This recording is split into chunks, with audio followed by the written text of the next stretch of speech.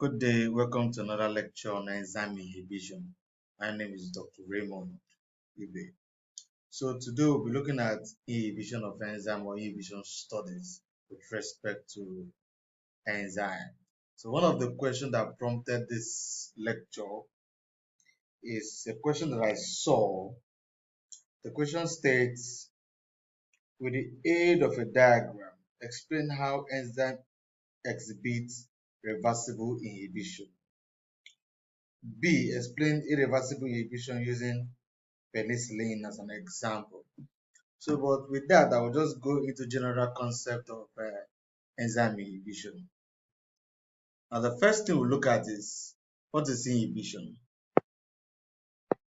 What is inhibition?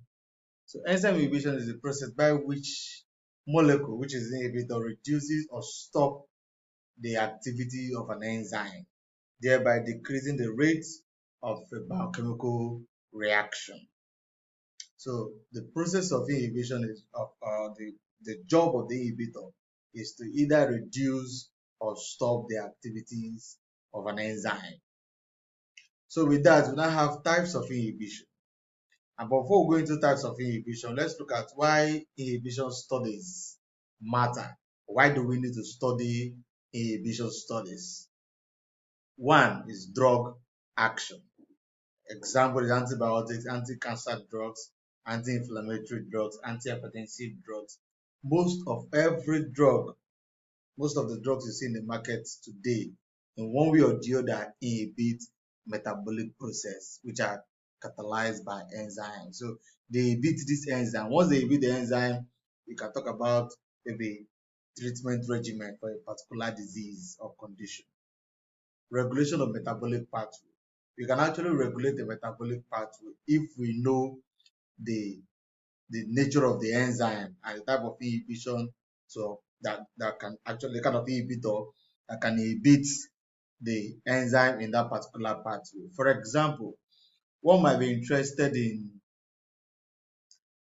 alcoholic fermentation, and we know that alcoholic fermentation by yeast occurs in anaerobic condition. So that means if we want to produce alcohol, we need to make the solution be in anaerobic states. So that is actually what we call regulation. You regulate so that oxygen does not go into the solution. So that instead of the yeast cell to start producing other products, it will start killing the enzyme activities towards alcoholic fermentation. We have the toxic effect, which is poison and heavy metal. So it helps us to understand toxicity. For example, methanol poisoning is actually treated by administering ethanol. If you administer ethanol, which is actually a competitive inhibitor to methanol, so it will knock out the methanol from the enzyme active site and bind to the enzyme, thereby reducing the concentration of the toxicants. So now let's look at the types of inhibition. There are two types of inhibition: reversible inhibition and irreversible inhibition. In reversible inhibition, the inhibitors bind non-covalently. That statement is very important. Non-covalently and can be removed. But for irreversible inhibition, there is a covalent bonding, a covalent linkage between the enzyme and the inhibitor, and it is permanent, that it will actually deactivate or inactivate the enzyme. So let's now talk about reversible inhibition.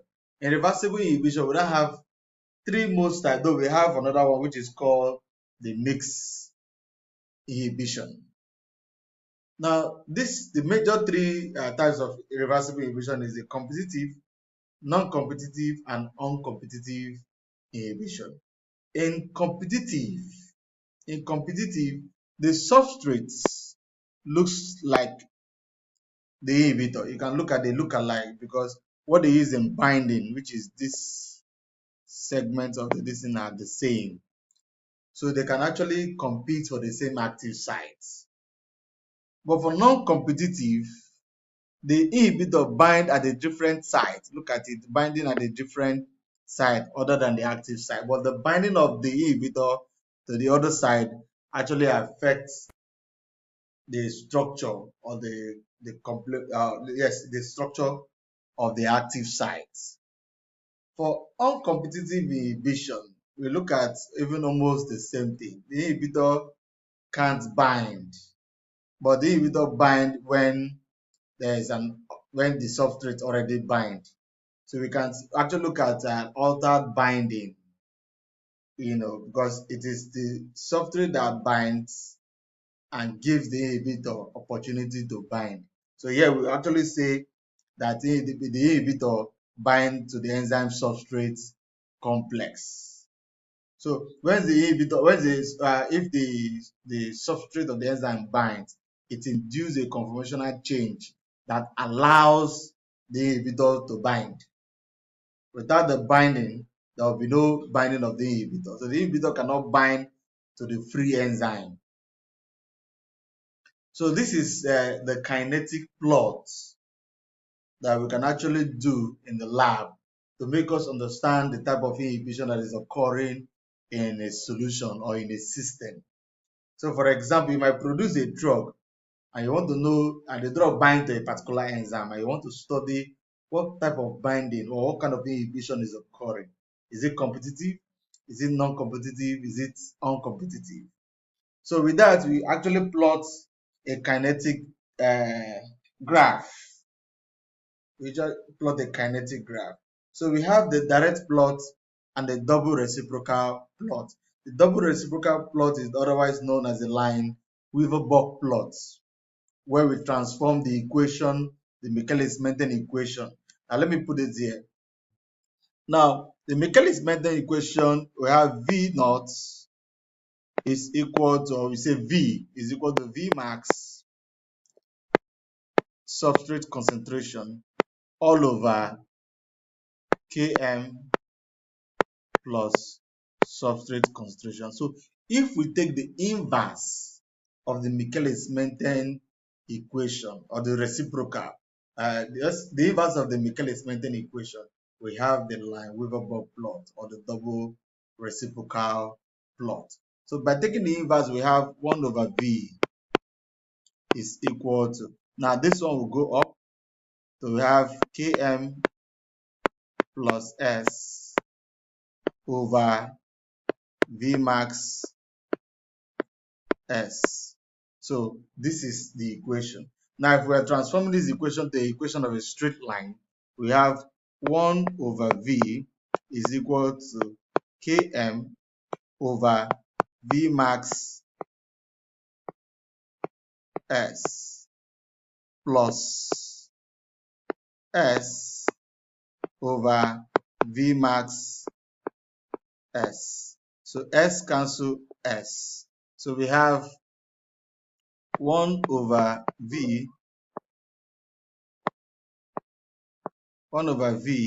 is equal to Km over V max. Now this S will now be 1 over S plus 1 over V max.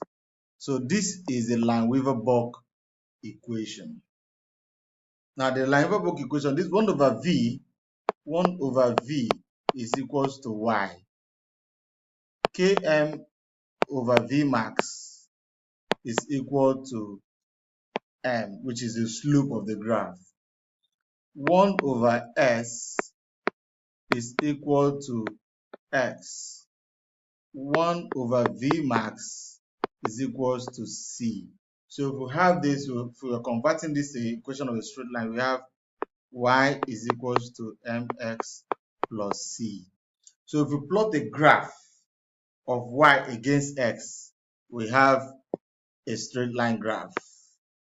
We have a straight line graph where the y-axis is 1 over V, the x-axis is 1 over X.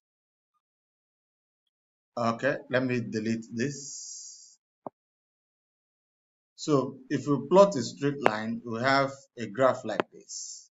So on the y-axis, we have 1 over V. On the x-axis, 1 over S. So this will give us, then the slope will give us the slope is remember is changing y over changing x, but here we have km over v max, while the intercept is 1. The intercept is 1 over v max. So this is the equation, this is the graph, the kinetic plot, when we convert the Michaelis-Menten equation to a line-Weber plot or the double reciprocal plot. Now, if you were to plot a graph that also have the inhibitor, we have various values of S, concentration, various values of V, and various values of V in the presence of inhibitor, VI.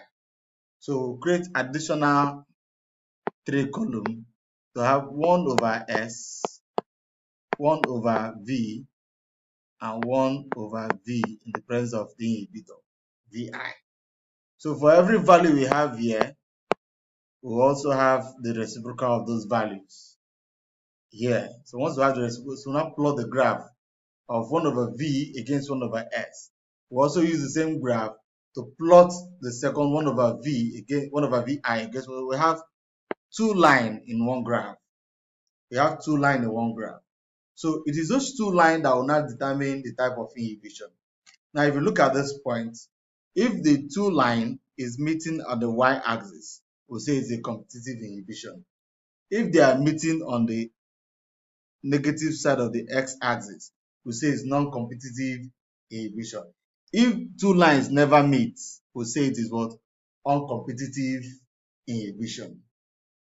And there's a but if you have to plot the value, if you have to plot the value for the direct Michaelis-Menten equation, we have, let me delete this. We have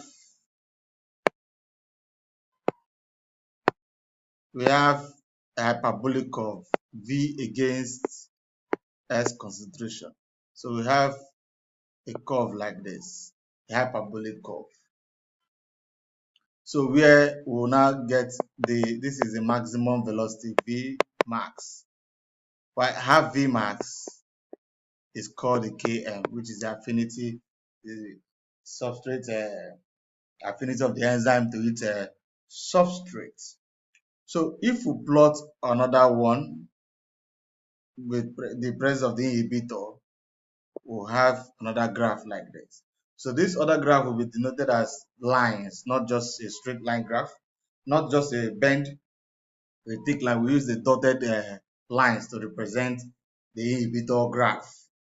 So if you see here, you can see here, the Km changes. So there's an increase in Km. There's an increase in Km. The RV max changes, there's an increase in Km. But the V max remains the same. The V max remains the same. So we'll say for competitive inhibition, there's an increase in inhibitor, inhibition, there's an increase in Km, while V max remains unchanged. While for non-competitive inhibition, the Vmax decreases while the Km remain unchanged. You can see it here. The Km remain unchanged while the Vmax changes. So in that case, we say it is non-competitive inhibition. These are the key points that you should know, the kinetic parameters that you should know when plotting your Michaelis-Menten graph. So for this one, you can see that the Vmax decreases while the Km also decreases. So both Km and Vmax decreases for uncompetitive inhibition. So based on that question, the initial question, we were asked also to make reference to penicillin. So, well, let's talk about the irreversible inhibition. This occurs when the inhibitor permanently inactivates an enzyme by forming a covalent bond with it. Once inhibited, the enzyme does not regain activity. It's suicide.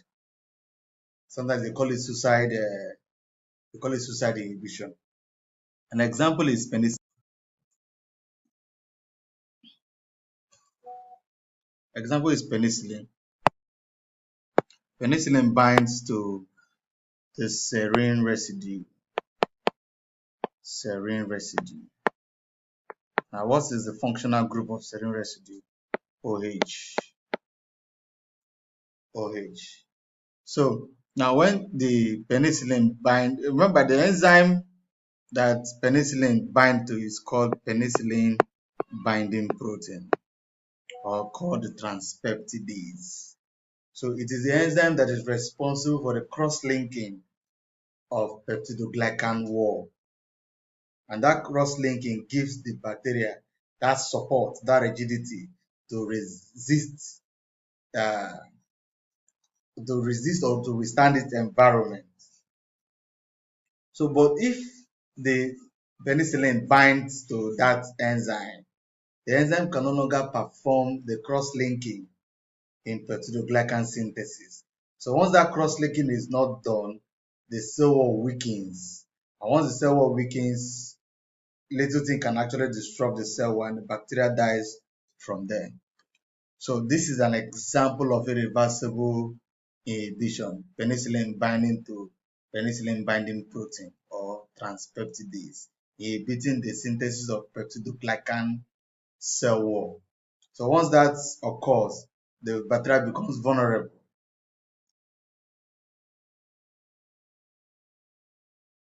Do not forget to click on the notification bell, subscribe, and share with your colleagues and friends.